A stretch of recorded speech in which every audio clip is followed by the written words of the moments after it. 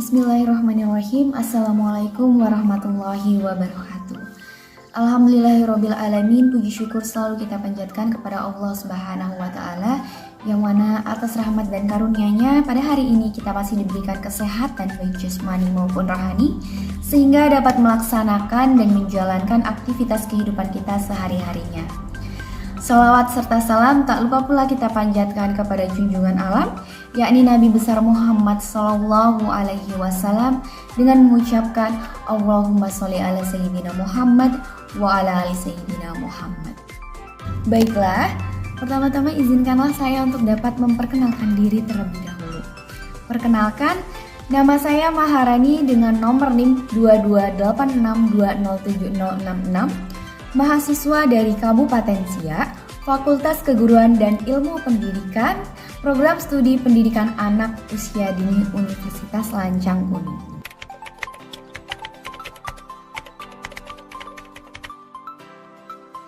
Mengenai pendidikan anak usia dini, tentunya kalimat ini sudah sangat-sangat tidak asing lagi di telinga kita, bukan tidak?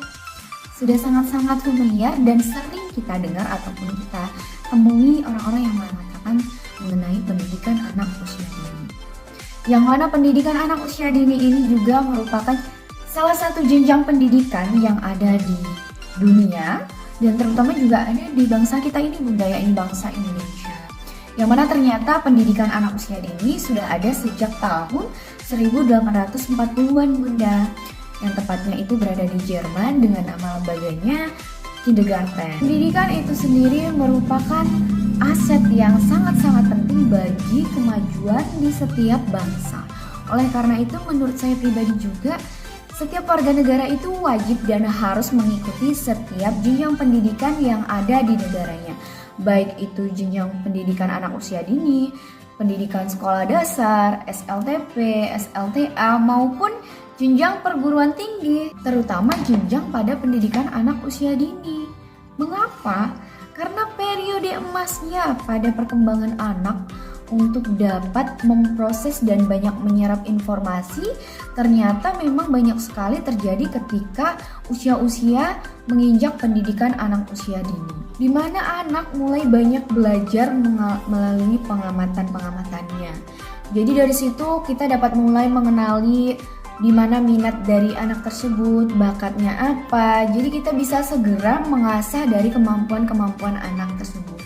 Periode-periode ini juga merupakan tahun-tahun yang sangat berharga bagi anak untuk dapat mulai mengenali fakta-fakta yang terjadi di lingkungannya sebagai stimulus, terutama terhadap perkembangan kepribadian anak, psikomotor anak, kognitif, serta sosial yang terjadi pada anak.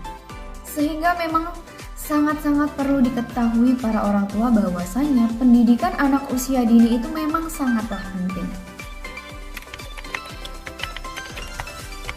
Tetapi faktanya di Indonesia banyak sekali masyarakat ataupun para orang tua yang masih mengabaikan instansi-instansi pendidikan, terutama pendidikan anak usia dini.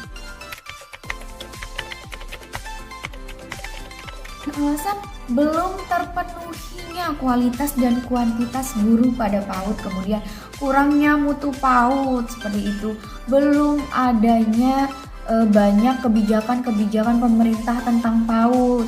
Kemudian juga mengatakan bahwasanya orang tua tidak ingin anaknya stres pada fase-fase ataupun masa-masa harusnya dia banyak bermain seperti itu. Tidak ingin membuang waktu-waktu bermain anaknya. Ada juga orang tua yang mengatakan bahwasanya anak saya itu tidak membutuhkan ataupun belum butuh pembelajaran yang padahal nyatanya 70% pembentukan karakter itu terjadi pada usia-usia pendidikan anak usia dini, yang mana pada usia-usia ini merupakan masa pertumbuhan dan perkembangan pada anak yang dapat ditandai dengan sikap-sikap positif dari anak, sikap energik, antusias, serta rasa-rasa penasaran yang sangat sering terjadi ketika dia mengalami ataupun menemui hal-hal yang baru. Oleh sebab itu, menurut saya baik itu pihak-pihak yang terkait seperti pemerintah ataupun sekolah-sekolah harus lebih banyak lagi memberikan program-program yang menarik dan dapat meyakinkan para orang tua tentang pentingnya pendidikan anak usia dini,